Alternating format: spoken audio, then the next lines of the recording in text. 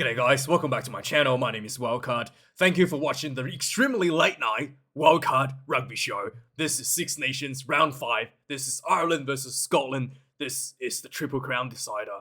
And boy, never in my life have I thought I would be on the verge of tears watching Scotland play a game of rugby. Never in my life have I thought I wanted Scotland to win a game of rugby so badly like this before. And boy, this was probably one of the best performances from the Scotland team I've ever seen. This was in Aviva Stadium in hostile territory in front of 60,000 Irish fans on St. Paddy's Day. Everything stacked against Scotland, and they fought all the way to the end, almost stealing the celebrations from under the noses of the Irish team. And man, if a team ever deserved to get a medal for losing a match, I felt like Scotland probably deserve one this match. There was like 25 minutes maybe in the second half where Ireland just relentlessly, furiously pounding the Scotland try line with the big forwards carrying Lionel Moores, and Scotland were just holding, diffusing the situation again and again and again and again. And it was eventually took a yellow card due to repeated penalties to Scotland, to Ewan Ashman, for Ireland to breach the defense with Andrew Porter and his gigantic legs to pummel through for the Irish side. It was absolutely most brutal defensive effort I probably have ever seen in rugby. For so long, the Scottish team held out the Irish onslaught, and just as we thought the game might be over, Ireland looking out of reach, only for Scotland to get themselves back into the game with about 5 minutes left due to a head collision between Harry Byrne and Finn Russell, which Harry Byrne was sent off for a yellow card, and then opening a bit more space for Scotland, and Hugh Jones wiggled himself through somehow the unbreakable Irish defense and getting themselves on board. 17 points to 13, 2 minutes left. Boy, it was close. Scotland eventually dropped the ball, on the 80th minute mark to lose the game to Ireland. But man, that was so close, so brutal. I mean, if Gregor Townsend's gonna look back at this game, he's probably gonna be furious of how many free points that Scotland actually given away. If they didn't give away those free easy points, Scotland could have won this game. The first try to Ireland was literally a freebie, 5-meter line out, overthrown, and what was his name? Dan Sheehan picked up a freebie off the air. Nobody in front of him. 5 minutes on the try line, ran in. Absolute freebie. And there were just some silly penalties as well, giving Ireland just 3 points, 3 penalty kicks on the board. And I think Scotland will be looking at those and really starting to feel regret in some of those moments. And boy, it wouldn't be a great match of rugby without referee controversy. And it is none other than the most controversial referee ever in history of rugby. That is the television match official, Marius Yonker. Yes, oh my goodness. Marius Yonker has always been involved in controversial test matches. Just to refresh your memories a little bit. In fact, as soon as I heard his voice, I knew it was Marius Yonker. I didn't have to look up who the referee was, who the TMO was. I knew it was Marius Yonker. Did you know that in that very controversial Lions test, where Rassie Erasmus made an hour-long video complaining about the referee Nick Berry's performance, Marius Yonker was actually the TMO who contributed to a lot of those indecisive 50-50 decisions that went wrong, according to Rassie Erasmus. So Yonker was literally involved in one of the most controversial test matches in recent memory. And for me personally, I would never forget this. That is the controversial match between Wales and the Wallabies in 2021, where Nick Tompkins deliberately knocked the ball on. You can see it right here. And Marius Yonker, the TMO, said there was no conclusive evidence that was a deliberate knock on. Everybody can see it on tape, can see it as a deliberate knock on. The referee on the field, you could say that he was in the right position to see it, but Marius Yonker was a TMO. Inconclusive decision. And this match, if Ireland had lost it, this will be scattered on the front page of every newspaper in the world. This try, this is Ty Furlong. Very rarely does this big man get a try. He finally get one. Just huge effort, massive, brutal, physical prowess from this guy to ram himself through. You can clearly see the ball is in contact with his hand. The ball has touched the ground over the try line. Clear as day. There's no separations. The on-field decision was a no try because the referee couldn't see what happened. And Marius Yonker, looking at this absolutely clear as daylight evidence, said there was not enough evidence to overrule the decision on the field. Said that the player has lost control of the ball. No try. The law states that there needs to be separation between the ball and the hand. There is absolutely no doubt. There's no separation at all, as you can see from this frame. And as the ball touched the ground, should have been a try 100%. And Marius Yonker probably had money on Scotland to win the game. Ruled it inconclusive and kind of overturned the decision on the field. That this was one of the worst decisions in Marius Yonker's life. But hey, the good news is Marius Yonker is consistently shit at his job, okay? So, yeah, Marius Yonker for you is really, really bad. With that being said, I thought the Scotland team came into this game with a better intent. Obviously, the defensive effort was massive. The forwards really stepped up from their lackluster performance against Italy, I felt, especially in the second half. And the way that the Scotland attack was had a much more of a clear idea of the areas they want to attack. They really want to target those wider channels. You can see Finn Russell doing a lot of side-to-side running, trying to create space out wide. And the attack has really shifted a little bit from, kicking the ball cross field to actually physically just running the ball to the other side, like passing the ball to the other side of the field quickly. So that has been a very clear shift to the game plan on the Scottish side. I don't think I saw any crossfield kick from Finn Russell in this game, not as far as I can remember. And it's just, really a very clear shift in that front. And I feel like that may have hurt Scotland a little bit because, I feel like Finn Russell is the most dangerous when he has that freedom to do anything he wants. And that unpredictability is what made Scotland so dangerous, is what creates those opportunities for big players like Van der Merwe. And it's just not there. It was very predictable sometimes. Van der Merwe wasn't getting that, creative input from Finn Russell. And it was just, and there was a lot of, tight spaces trying to be worked through. And there was a lot of handling errors, unfortunately, from the Scotland team. That's probably the second thing they're going to look at outside of those 3 points that they were giving away, is those handling errors. I thought the scrum was under pressure as well for the Scotland team. That has always been an ongoing issue for Scotland, is the scrummaging. But the one thing they did really, you can tell they made a really big effort in practicing, is the more defense. Ireland has been one of the most successful teams in more tries, and Scotland has stopped that on its tracks. Really, really good this game. And they clearly showed that they did their homework there, which is something that I think really should point out and give credits to the forwards for being able to do that.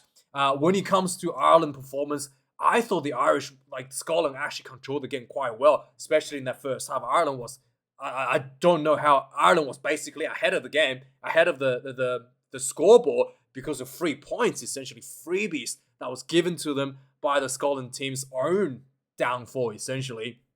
Ireland brought in the second half, much smarter kicking game, really going much deeper in their kicking in the second half, pinning Scotland inside their own 22 a lot and forcing Scotland to make their own errors and try to whilst exiting their own 22.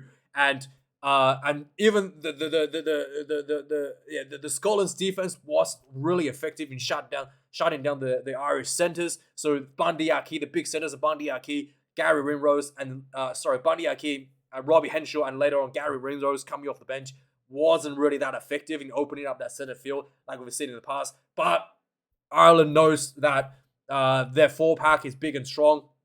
They end up just keeping it really tight and just pounding it relentlessly with their big forwards, with the big leg drives, and was eventually getting the result that they were looking for. Andrew Porter was incredible in the scrummaging once again, and Scotland was under a lot of pressure from his side on the loose side. Xander Fagerson was really, again, probably given away a couple penalties they shouldn't have given away, especially in that second half. And with that being said, let's have a look at the match stats of the game. 2 tries to 1 for Ireland. No one would have predicted that this game to be this close. 487 run meters to Ireland, 360 to Scotland. 152 carries to 93 for Ireland's favour. Turnovers conceded. This is where probably Ireland wanted to really highlight in their review. 21 turnovers conceded to Scotland's 14. 14 is already kind of high, to be frank with you. 21 for Ireland just shows that Scotland has really done their homework. Now, defensive, this is absolutely brutal for Scotland. Tackle simulator out of there, 239 tackles made, only 20 missed tackles. So that's less than 10% missed tackles. For Ireland, the tackle miss count is much higher, 25 missed tackles, but they only had to make 118 tackles. Kicks in play, 29 for Ireland, 30 for Scotland. 1 missed penalty for Jack Crowley right in front, bit far out, 40 minutes out, probably pushed it a little bit too hard to miss that one. Lineouts, 13 lineouts for Ireland, 6 for Scotland, 2 lineout lost for both teams. Scrums, no scrums lost for either teams, but like I said, Andrew Porter definitely got scrum penalties for Ireland. In some of those contests. Now, the most impressive part of the game is the Irish discipline. Only conceded 4 penalties the entire game. Yeah, that turned out to be the massive difference between the two sides. Scotland giving away 13 penalties and a yellow card due to repeated penalties is just, really hurt them on the scoreboard, to say the least. The one yellow card against Scotland was the head clash between Harry Byrne and Finn Russell. I think it was completely accidental, looked like, or just almost caught. Yeah, it was just bad positioning from Byrne. But that is quite a performance, quite a disciplined performance by the Irish team to hold on to the win. And so anyway, let's recap on the game. There was a early penalty. It looked like the Scotland was targeting James Lowe a little bit early, especially in that first half with regards to their kicking game. I don't know what they've seen out of James Lowe to make them think that he was like a good person to target, because James Lowe received a lot of the kicking game from Ireland early on. 8 minutes in, James Lowe received the kick, got tackled, and just crawled on the ground. Easy penalty. Finn Russell takes the scoreboard 3-0. 14 minutes into the game, Ireland was able to just getting themselves in a very dangerous situation, pounding the Scotland try line. Scotland did really well to actually defuse Ireland from almost scoring in the corner, pushing them out, and give themselves a 5-meter line out to exit for a Scotland exit.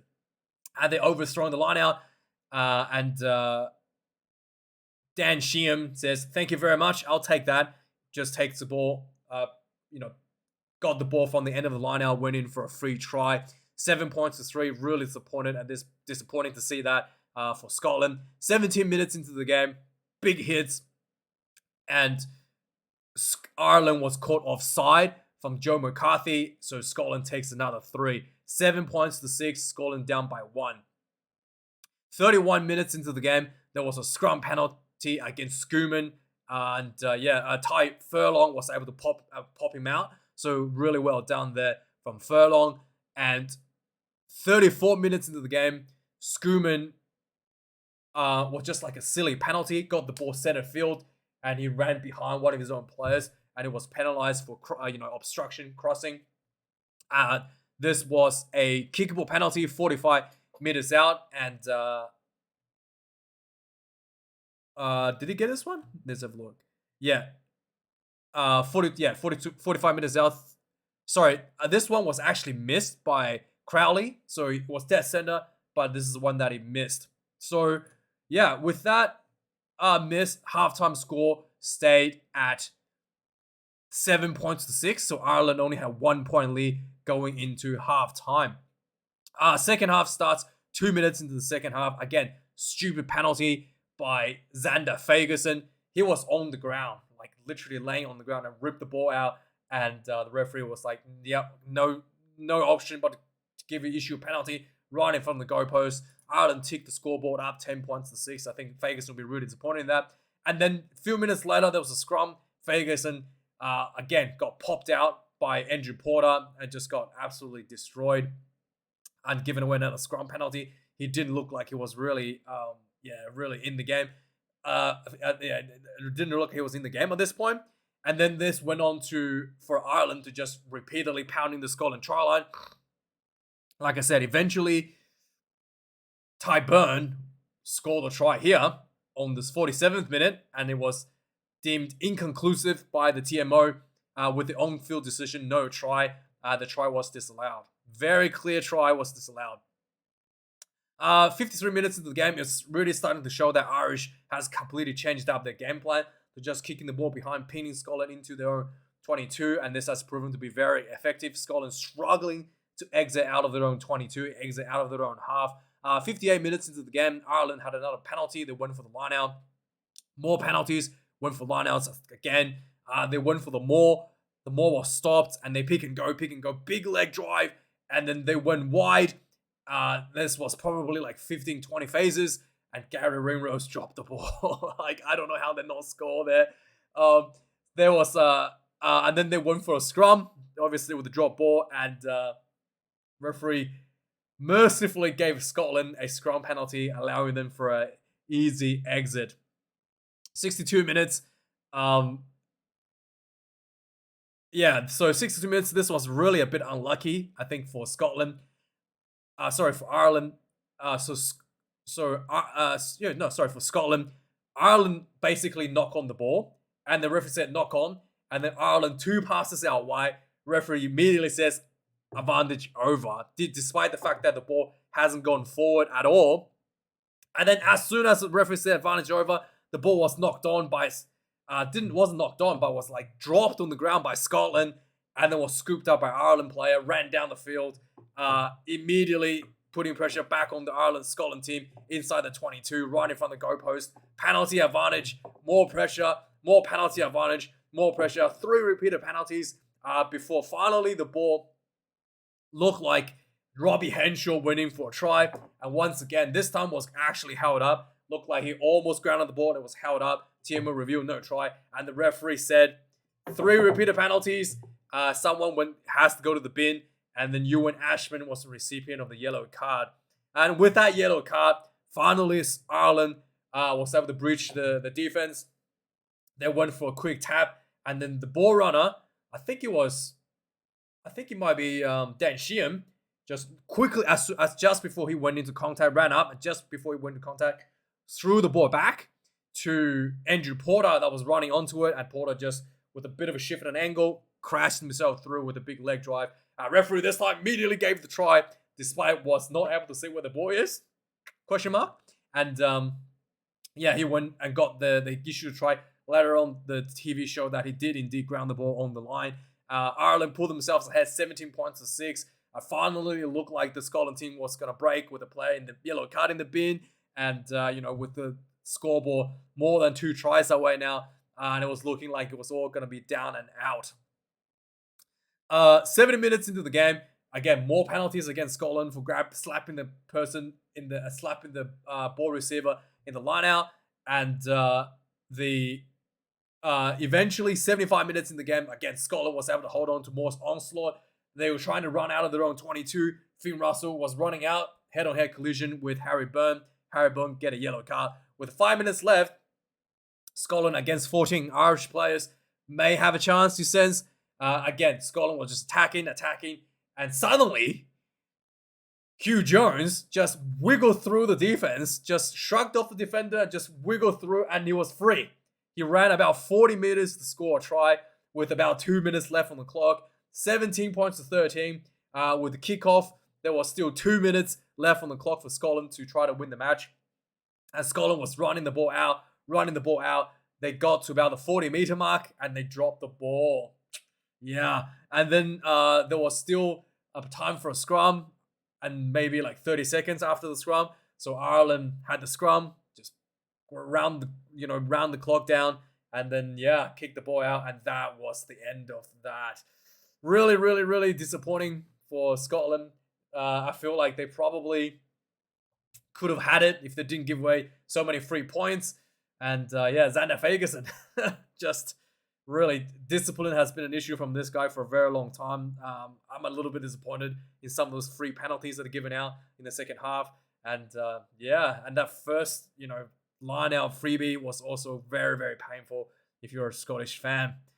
So in terms of ratings, I think Ireland was probably on like a 7 overall in terms of their performance. And I think Scotland probably a little bit better at 7.5 despite losing the match. So I actually think that Scotland is a little bit better than Ireland in this game overall. Let me know your thoughts. Let me know your ratings. And thanks for watching this game. I'm going to go watch England versus France now and have a good one. Thanks to anyone who supports me financially. I do appreciate it. And have a good one. I'll see you guys a bit later. Cheers.